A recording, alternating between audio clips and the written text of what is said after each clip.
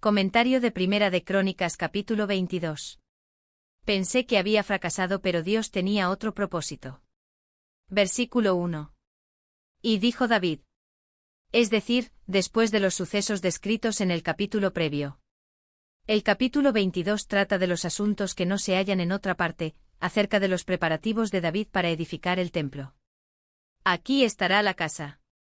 Cuando Dios tan claramente manifestó su presencia y su aceptación de la ofrenda de David en el altar de la era de Ornan-Jebuseo, capítulo 21, 26 y 28, David dedujo que ese era el lugar donde debía erigirse el templo y donde el pueblo debía ir a ofrecer sacrificios y a rendir culto.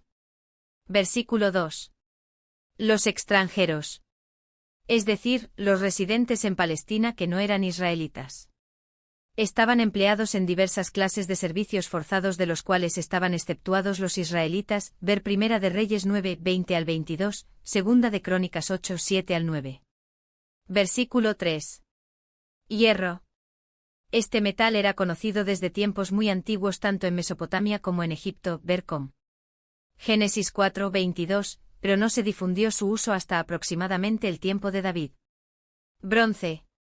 El bronce es una aleación de cobre y estaño. Su uso era muy común en el antiguo Cercano Oriente. Planchas de bronce adornadas con escenas históricas se emplearon para cubrir la puerta de un edificio de Salmanasar III, y Sennacherib afirma que las puertas de su palacio de Nínive estaban recubiertas de brillante bronce. Versículo 4. Madera de cedro. Abundaba el cedro en los montes del Líbano, y era famoso por todo el oriente. En Segunda de Crónicas 2, 16 hay una descripción del método usado para transportar la madera del Líbano a Jerusalén. Versículo 5. Muchacho y de tierna edad. Es decir, a Salomón le faltaba experiencia. En Primera de Crónicas 29, 1 se registra que David empleó otra vez la expresión refiriéndose a Salomón, y una expresión similar se aplica más tarde a Roboam, hijo de Salomón, Segunda de Crónicas 13, 7. En todas las tierras. El propósito de Dios era que Jerusalén fuera la capital y metrópoli del mundo, ver deseado de todas las gentes, página 530. Desde esa ciudad rayos de luz debían salir para iluminar a todos los pueblos del orbe. Por inspiración divina el Señor reveló a David el plan del templo cuya fama llegaría a todas las naciones. Doquiera se oyera del templo se debía oír de Dios, y desde todas partes se viajaría a Jerusalén para rendir culto y glorificar al Señor. El templo debía ser una edificación esplendoroso para representar adecuadamente al Señor de la gloria. Versículo 6. Le mandó que edificase. Generalmente se llama a este templo el templo de Salomón, pero, en el fondo, la idea de erigirlo fue de su padre. Fue David quien, mediante inspiración divina, recibió el modelo para edificar, inició la tarea, comenzó a reunir materiales y encargó a Salomón que construyera la casa. Lo que Salomón hizo más tarde fue tan solo ejecutar las instrucciones que su padre le había transmitido. Versículo 7. En mi corazón tuve. Cuando David envejeció y se dio cuenta que pronto moriría, habló así a su hijo, ver Patriarcas y Profetas, páginas 812 y 813. Con intenso fervor y solemnidad desplegó ante Salomón el plan que tanto amaba, ver Segunda de Samuel 7, 1 al 5. Versículo 8. Vino a mí. Natán transmitió a David el mensaje del Señor que él no debía edificar el templo, Segunda de Samuel 7, 4 al 17. Has derramado mucha sangre. El mensaje de Natán a David no da esta razón. Sin embargo, Natán aclaró que la tarea de David fue la de un soldado, y que el Señor estaría con David en la ejecución de esa tarea, ver Segunda de Samuel 7, 9 al 11, con lo que implicaba que por esa razón no debería edificar el templo. Versículo 9. Te nacerá un hijo. Salomón ya estaba casado y era padre antes de la muerte de David. Esto es claro pues Salomón reinó 40 años, Primera de Reyes 11, 42, y su hijo Roboam tenía 41 años cuando él comenzó a reinar, Primera de Reyes 14, 21.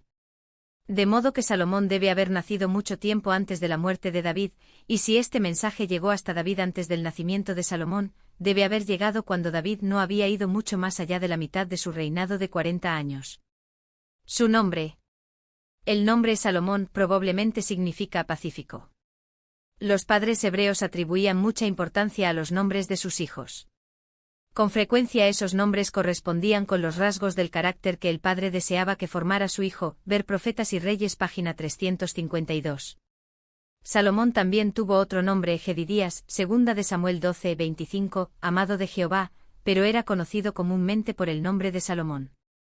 Versículo 10. Él edificará. El hecho de que Dios hubiera informado a David que su hijo Salomón edificaría el templo, impresionó mucho a Salomón, como se ve por la referencia que hace él mismo a ese hecho en años posteriores, Primera de Reyes 5:5, Segunda de Crónicas 6:8 al 10. Versículo 12. Te dé entendimiento. El ferviente deseo y la oración de David eran que Salomón pudiera tener sabiduría. Este deseo paterno probablemente fue uno de los factores contribuyentes para que Salomón en su sueño eligiera la sabiduría cuando se le dio la oportunidad de escoger cualquier cosa que deseara para sí. Primera de Reyes 3:9 al 12. Versículo 13. Entonces serás prosperado. La felicidad, la prosperidad y la paz provienen de la observancia de las leyes del Señor. Cobra ánimo. Ver Deuteronomio 31:6, Josué 1:6 y 7, Isaías 43:1 al 5. Jeremías 1:8, Juan 14:27. Versículo 14. 100.000. Las cantidades que aquí se dan parecen extraordinariamente grandes. Variaba el peso de un talento, pero estaba en torno de unos 34 kilogramos. Esto representaría unas 3.400 toneladas de oro y 34.000 toneladas de plata. Podría ser que términos tales como 100.000 y 1.000.000 se emplearan para dar la idea de cifras que eran muy grandes, pero que no debía tomárselas necesariamente en forma literal. Ver páginas 126 y 127. Versículo 16. No hay cuenta. Esta declaración indica que quizá las cifras del versículo 14 no sean absolutas. Manos a la obra. Es un buen consejo cuando hay una tarea que se debe hacer. David había encargado a Salomón la realización de su mayor anhelo, y ahora restaba que Salomón la iniciara cuanto antes. Versículo 17. Que ayudasen. Aunque Salomón era poderoso, no lo era bastante para emprender solo la tarea de edificar el templo. Si había de edificarse la casa de Dios, eso requeriría la cooperación de los príncipes de Israel. Por eso David pidió la colaboración de los caudillos de todo el país, para que juntos pudieran trabajar a fin de lograr su meta común. Versículo 18. Con vosotros. El país había sido conquistado, y los enemigos que se habían levantado contra Israel habían sido subyugados. Se habían cumplido las promesas de Dios para su pueblo. La presencia del Señor que estaba con ellos continuaría mientras le fueran fieles. ¿Por qué entonces no debían unirse entusiastamente en la edificación del templo como si esta empresa fuera de ellos mismos? Versículo 19. Buscar a Jehová. Compárese con un consejo similar dado por otros profetas, Amós 5, 4, 6 y 8, Sofonías 2, 3. Se exhortó a Salomón a poner el alma en la ejecución de un plan.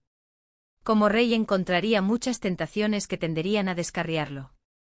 Solo había una senda segura, y era la de buscar al Señor de todo corazón. Una búsqueda tal tiene su recompensa: me buscaréis y me hallaréis, porque me buscaréis de todo vuestro corazón. Jeremías 29:13. Levantaos y edificad. Hay que dirigir palabras de ánimo similares a las congregaciones débiles y perplejas, que luchan esforzadamente sin tener una casa de culto adecuada. Es preciso edificar los santuarios del Señor, y la única forma de lograrlo consiste en que sus hijos se levanten y los edifiquen. Al transmitir su admonición a su hijo, David le 193 impartió algo de su propio celo y espíritu. En más de una comunidad podría haber un monumento adecuado para la causa del Señor si tan solo sus siervos se levantaran y edificaran. Comentario de Primera de Crónicas capítulo 22.